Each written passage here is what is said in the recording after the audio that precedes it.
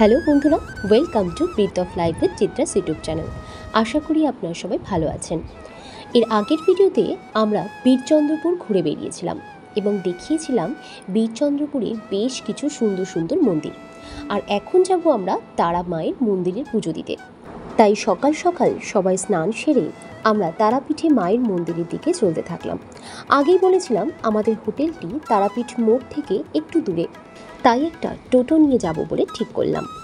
এখন বাজে ভোর 5টা, আমরা যাচ্ছি এখন মন্দিরে পুজো দিতে। তো একটা অটো ঠিক করা হয়েছে, অটোতে করে আমরা মন্দিরে যাব। চলো অটোতে ওঠা যাক, মন্দিরের সামনে গিয়ে তারপর আবার তোমাদের সাথে কথা বলছি।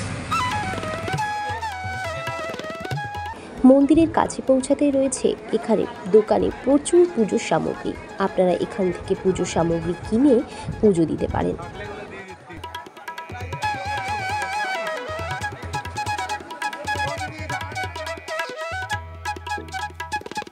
মন্দির প্রাঙ্গণে প্রবেশের পরই দেখলাম লম্বা লাইন পড়ে গেছে। এই লাইনে দাঁড়িয়ে বাড়ির সবাইকে নিয়ে মায়ের দর্শন করা আমার মনে হয় সম্ভব না। তার কারণ 5 থেকে 6 ঘন্টা না দাঁড়ালে প্রধান গর্ভগৃহে পৌঁছানো সম্ভব নয়। তাই ভিআইপি লাইনের জন্য টিকিট কেটে নিলাম। মাথা পিছু 500 টাকা করে আমাদের ভিআইপি লাইনের টিকিট কাটতে হয়েছিল। বলে রাখি, তারাপীঠ বীরভূমের একটি মন্দির নগরী। এখানকার এই তারামায়ের মন্দির এবং এই মন্দির সংলগ্ন শ্মশান হিন্দু জনজাতির মানুষের এক পবিত্র তীর্থক্ষেত্র। কথিত আছে এটি একটি শক্তিপীঠ এবং এই স্থানে ভগবান শিবের স্ত্রী তথা সতীর তৃতীয় নয়ন এই তারাপুর বা তারাপীঠ গ্রামে পড়ে এবং প্রস্তরীভূত হয়ে যায়। ঋষি বলিষ্ঠ প্রথম এই রূপটি দেখতে পান এবং সতীকে তার রূপে পূজা করেন। সেই থেকে এখানে সতীর পূজা শুরু হয়, যা আজ এক তীর্থক্ষেত্রে পরিণত হয়। যাই হোক, আমরা খুব তাড়াতাড়ি মেইন মন্দিরের কাছে চলে এলাম এবং পূজাও সেরে ফেললাম। তবে এই সময় মন্দিরের ভেতরে ভিডিও করা নিষিদ্ধ ছিল, তার জন্য আপনাদের সাথে শেয়ার করতে পারলাম না। মায়ের কিছু ছবি দিয়ে রাখলাম। সকাল 9টার মধ্যেই আমাদের পুজো হয়ে যায়। পূজা সেরে আমরা চলে এলাম এই পুকুর ধারের এই দিকটাতে। দেখলাম এই পুকুরের ওপার থেকে লাইন শুরু এবং এখান থেকে গিয়ে মন্দিরে প্রবেশ করেছে। এত বড় লাইন যে দেখে আমাদের মাথা প্রায় ঘুরেই গেল। যাই হোক, কত দূর দূরান্ত থেকে মানুষ এসে এখানে ঘন্টার পর ঘন্টা এত বড় লাইন দিয়ে মায়ের একটিবার দর্শন করতে চলে আসে এবং মনে নিয়ে আসে প্রচুর আশা আকাঙ্ক্ষা।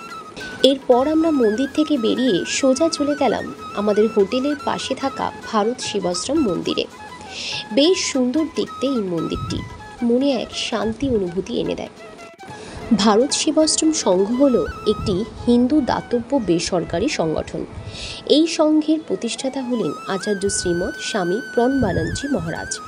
শুনেছি পৃথিবীর নানান প্রান্তে এই সংগঠনের শাখা আছে। চলুন তাহলে মন্দিরের ভেতরে প্রবেশ করা যাক।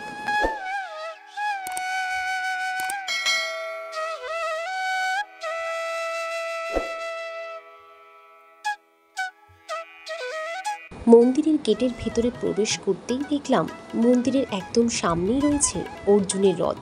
সামনে রয়েছে 3টি ঘোড়া এবং অর্জুন রয়েছে সেই রথের ওপর বসে। বেশ অনেকটা এরিয়া নিয়ে এই মন্দিরটি তৈরি করা হয়েছে। মন্দিরটা দেখতে কিন্তু ভীষণ সুন্দর। আপনারা সামনাসামনি এলে আপনাদের আরও ভালো লাগবে।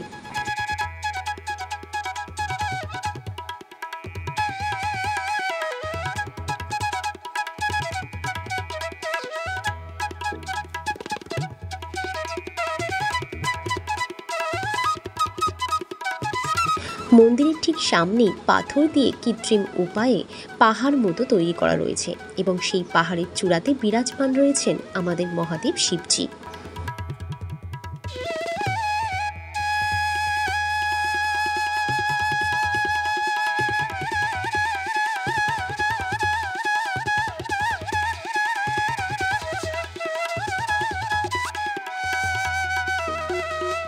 চলুন এবার মেইন মন্দিরে প্রবেশ করা যাক।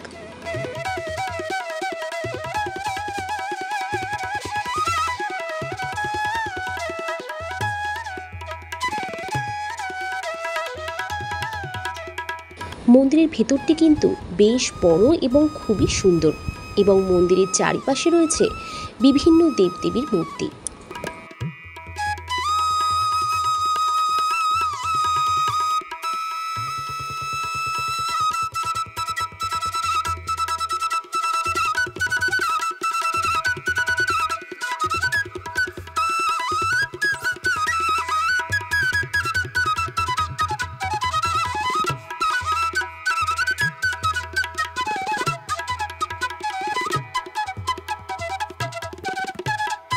ইনি হলেন শ্রীমৎ স্বামী প্রাণবানন্দজি।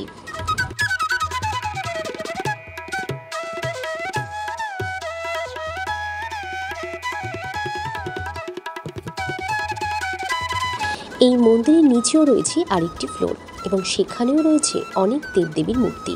চলুন তাহলে এই মন্দিরের নিচের পোর্শনে যাওয়া যাক। নিচে নামতেই রয়েছে মাঝখানে শ্রীকৃষ্ণ এবং রাধার মূর্তি এবং পাশে রয়েছে তার নানান সখীরা।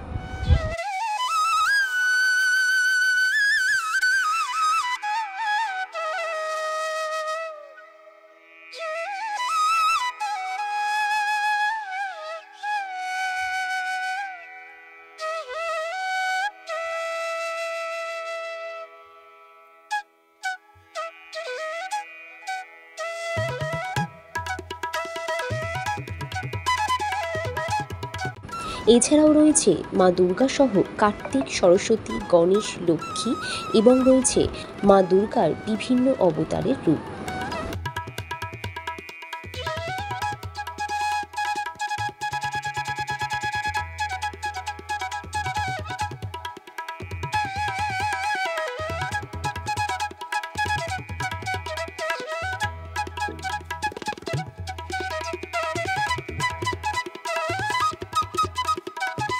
এবং এটি হলো স্বামী প্রাণবানন্দজি মহারাজের মূর্তি।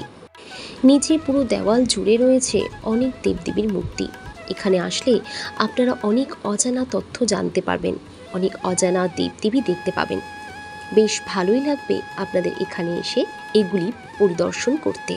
এখানে আপনারা দেখতে পাবেন শ্রীকৃষ্ণের গরুচরণ, বকাসুর বধ, কালী দমন, শ্রীকৃষ্ণের ননীচুরি, পুতনাবধ, বাসুদেবের গোকুলে গমন, কংসের কারাগার এবং শ্রীকৃষ্ণের রাসলীলা সহ আরও অনেক কিছু।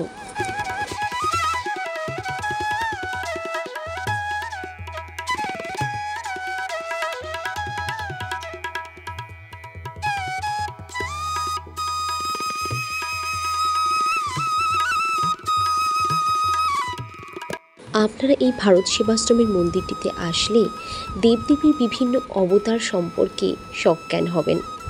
আমার তো বেশ ভালোই লাগলো এই মন্দিরটিতে এসে। আপনারা তারাপীঠে আসলে এই মন্দিরে অবশ্যই ঢুকবেন। এবার আমরা বেরিয়ে পড়ব স্টেশনের উদ্দেশ্যে। বাড়ি ফিরতে হবে আজকেই।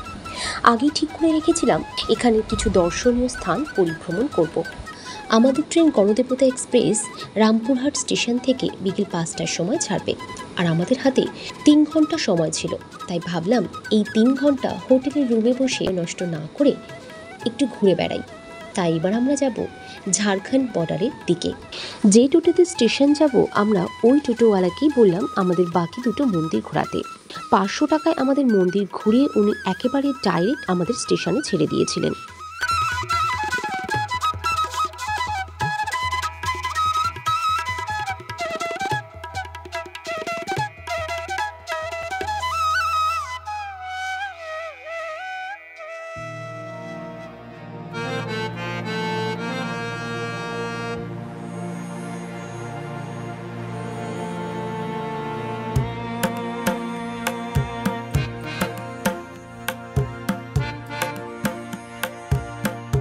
আমরা ঝাড়খণ্ড বর্ডারের কাছে চলে এসেছি, আর এই বর্ডারের একদম কাছেই রয়েছে 300 বছরের পুরনো একটি দুর্গা মন্দির। আমরা এখন সেখানেই যেতে চলেছি। চলুন তাহলে যাওয়া যাক। ওই দূরে দেখা যাচ্ছে মন্দিরটি।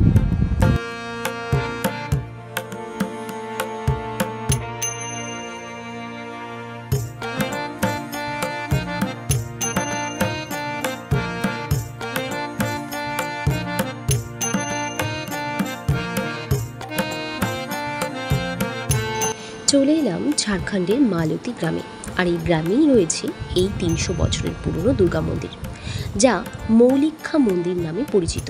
এটিও একটি সতীপীঠ। তেমন কোনো প্রচার নেই, তবে খুব সুন্দর এই মন্দিরটি।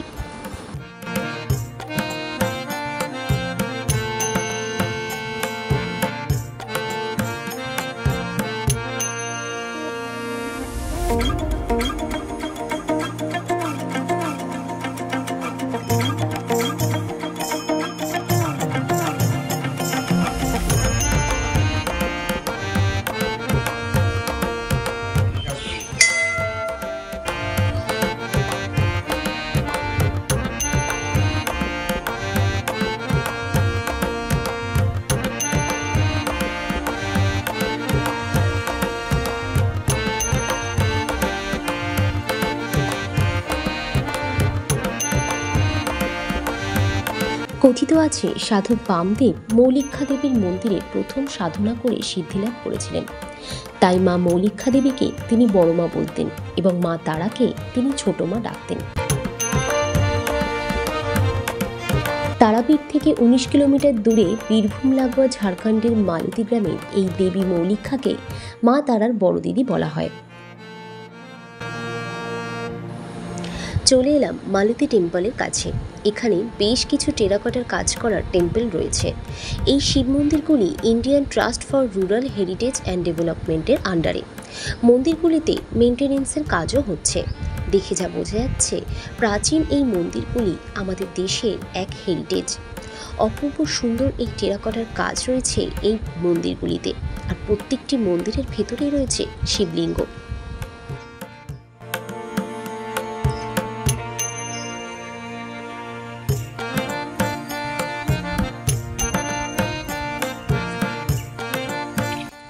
এখন সব বন্ধ আছে।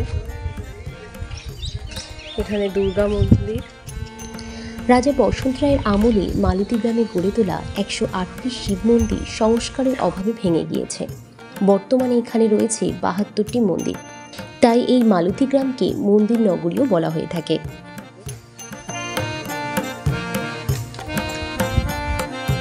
মন্দির আবার পুনর্নির্মাণের কাজ চলছে, যে কারণে ভেতরে ঢোকা যাচ্ছে না। প্রত্যেকটা মন্দিরের ভেতরে শিব ঠাকুর রয়েছে।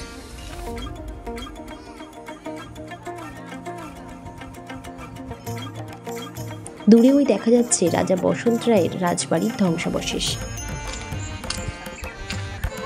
সব শিব মন্দির রয়েছে, দুর্গা মন্দির রয়েছে। মন্দিরগুলোতে পুরো টেরাকোটার কাজ রয়েছে।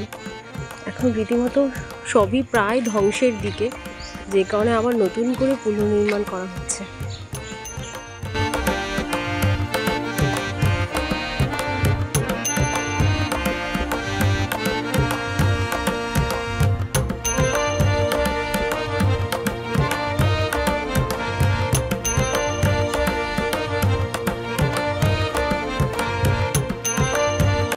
তাহলে বন্ধুরা, আমার এই আজকের ভিডিওটি আপনাদের কেমন লাগলো সেটা অবশ্যই নিচে কমেন্ট করে জানাবেন। যদি ভালো লেগে থাকে তাহলে একটি লাইক করে দেবেন, আর যদি আমার চ্যানেলে আপনারা নতুন হয়ে থাকেন তাহলে আমার চ্যানেলটিকে সাবস্ক্রাইব করে পাশে থাকা নোটিফিকেশন বেলটিকে অল করে দেবেন, যাতে সবার আগে নতুন নতুন ভিডিও আপনাদের কাছে পৌঁছে যায়। আজকের ভিডিওটা এখানেই শেষ করছি। নিয়ে আসবো আরও নতুন নতুন ভিডিও।